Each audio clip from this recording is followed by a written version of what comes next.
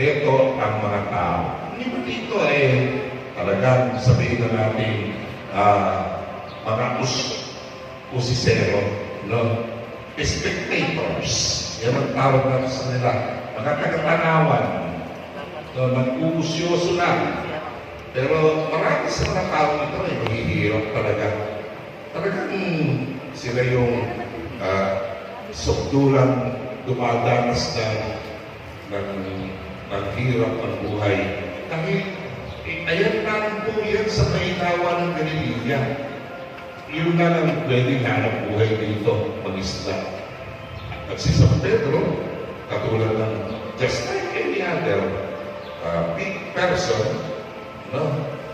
Talagang isang kahit, isang tuka, mag-iisla ngayon, mag-iisla bukas, para merong makain. But they are living an honest life, though they find it hard, for every day to lahat ng bagay both ends meet, mag-meet talaga, para may ilanat. It's hard for them to make every end meet. Yun ang buhay nila. Dito pumunta si Jesus sa mahirap na buhay ng mga tao. Kung mayayaman yung mga tao yan,